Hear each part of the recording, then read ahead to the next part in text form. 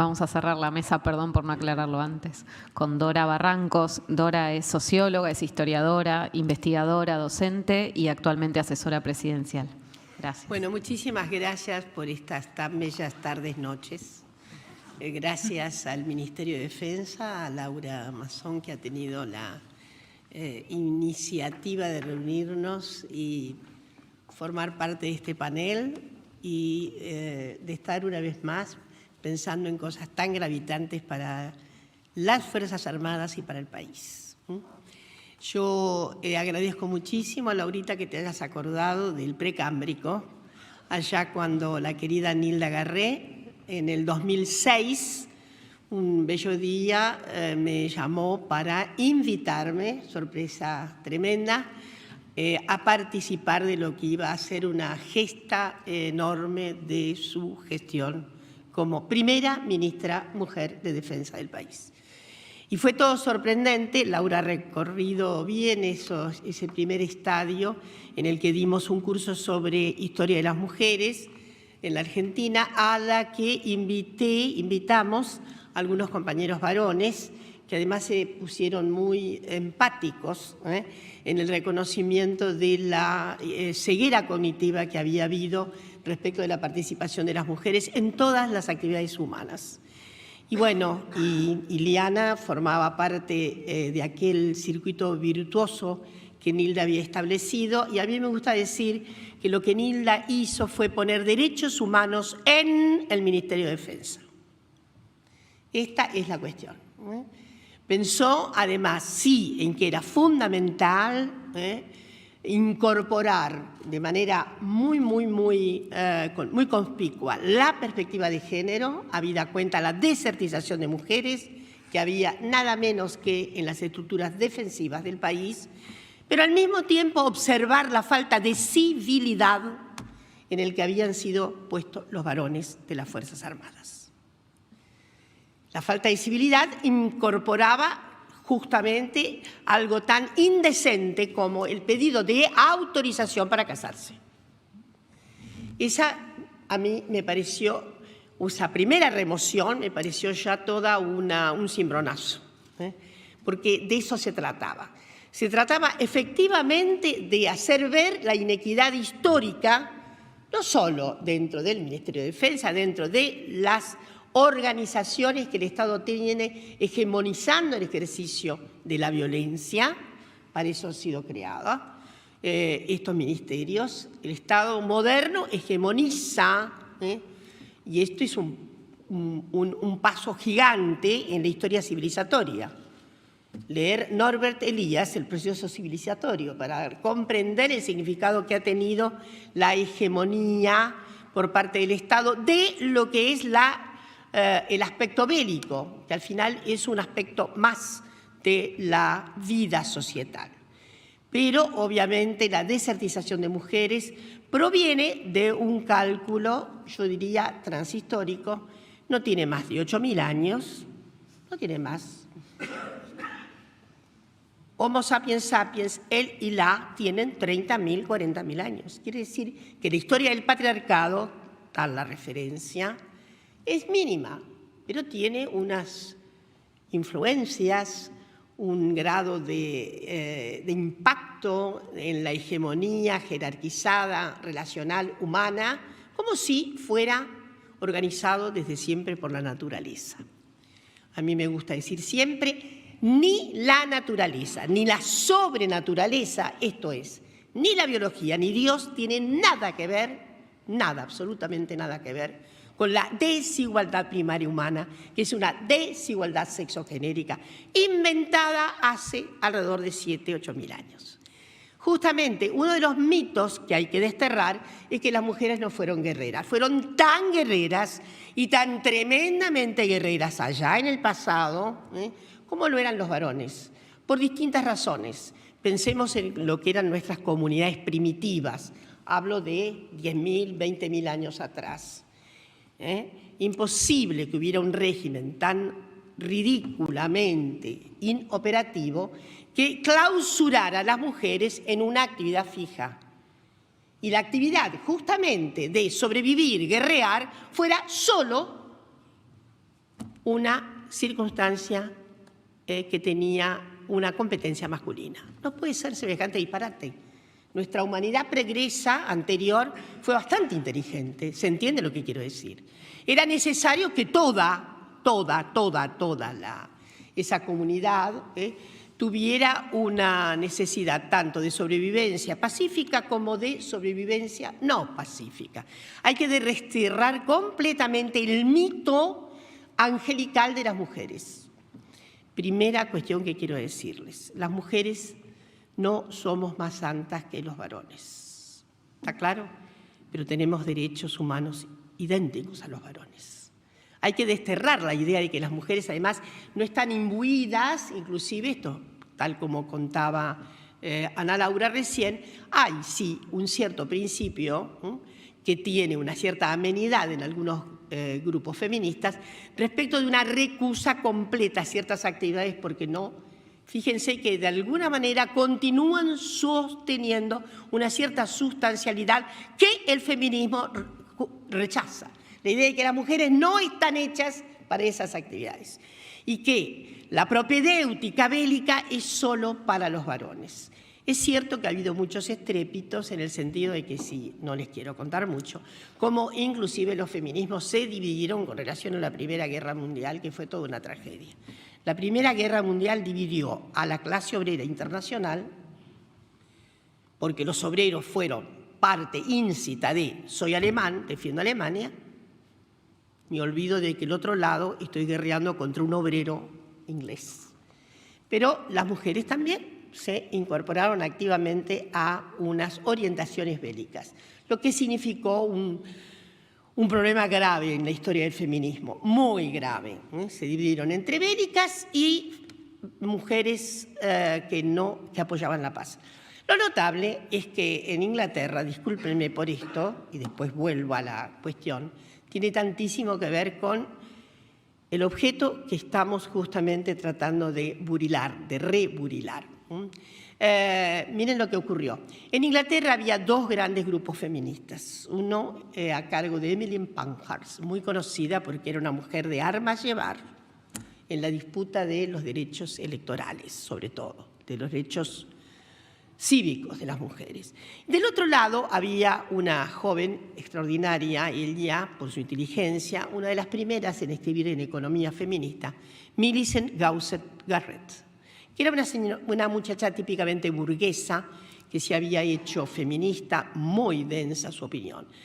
Ambas eran muy contendientes, Emmeline y nuestra querida Millicent, porque Millicent discutía mucho la práctica de acción directa de doña Pankhurst.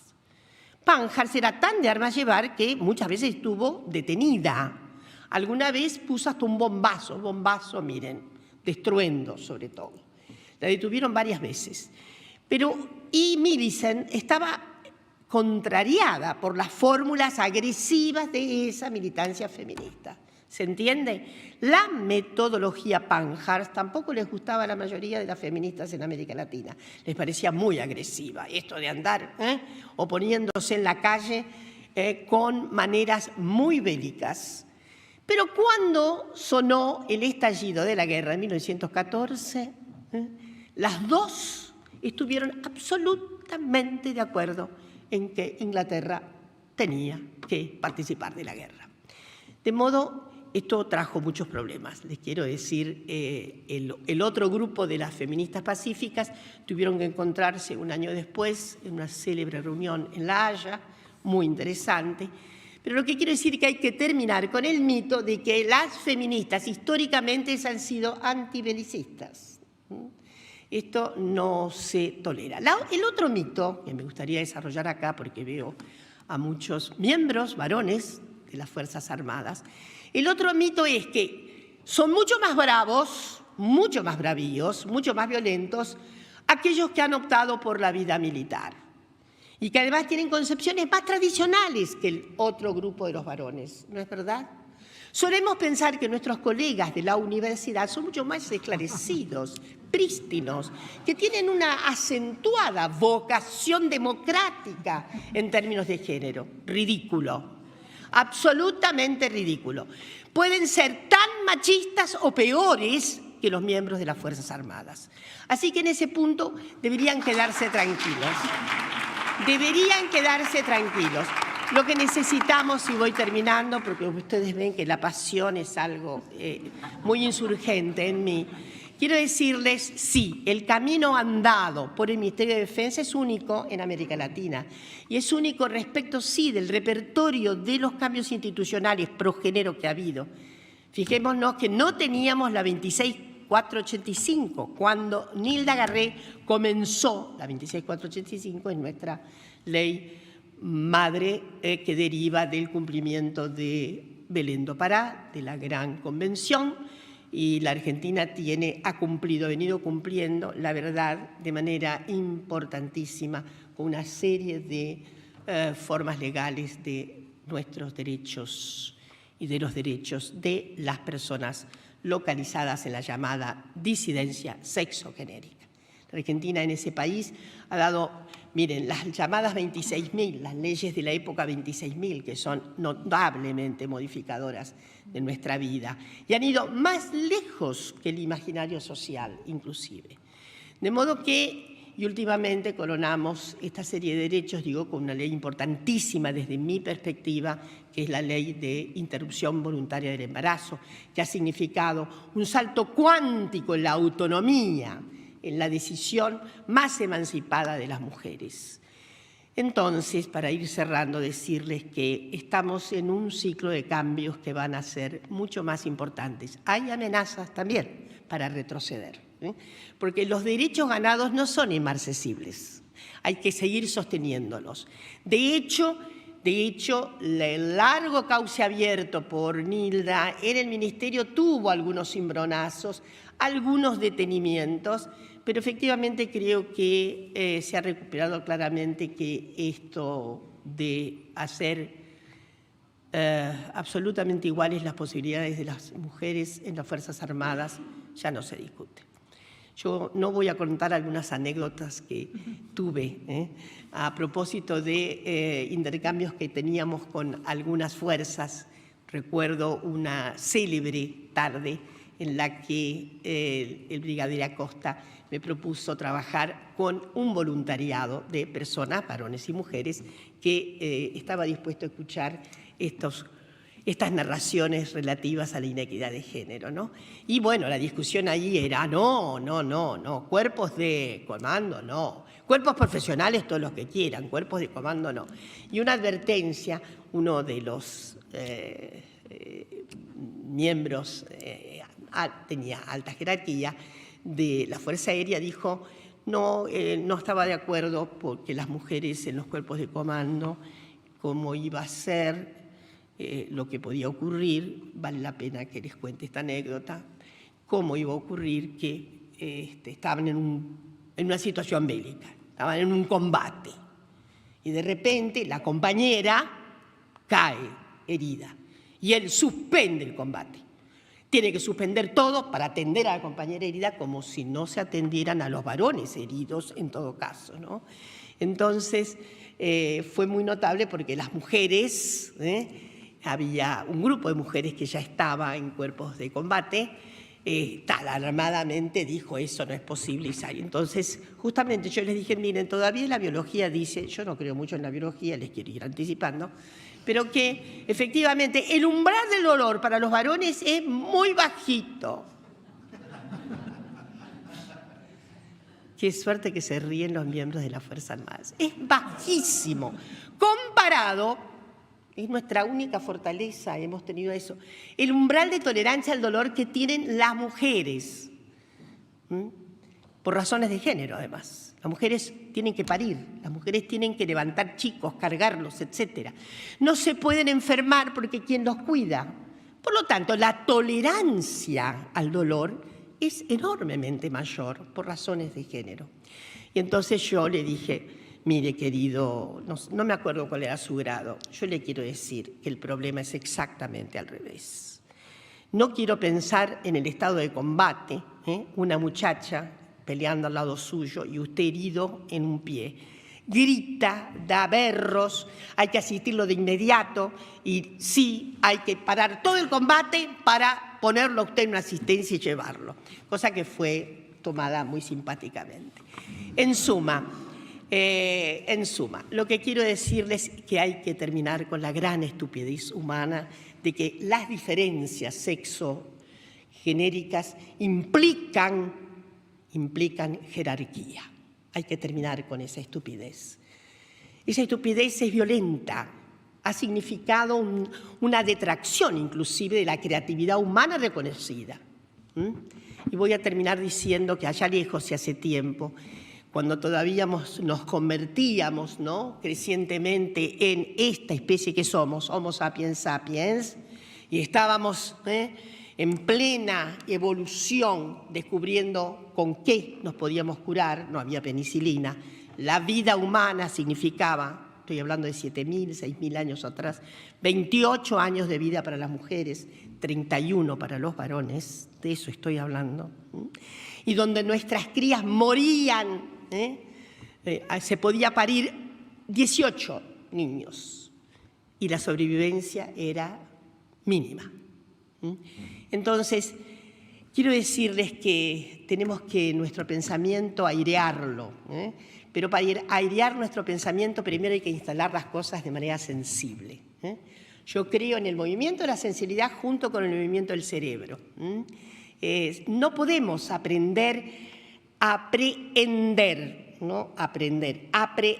algo nuevo si hay una manifestación sensible, opaca, ciega, que recusa dejarse conmover por ese acontecimiento que no ha podido ver antes. Entonces, hay que desconfiar de la solidez de zócalo de algunas de las ideas.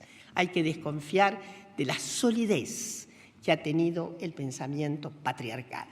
Desconfíen, porque al desconfiar vamos a derrumbar efectivamente ese diferencial ominoso que todavía subsiste y que es seguramente el trazo más tonto, más estúpido de nuestra condición humana. Muchísimas gracias.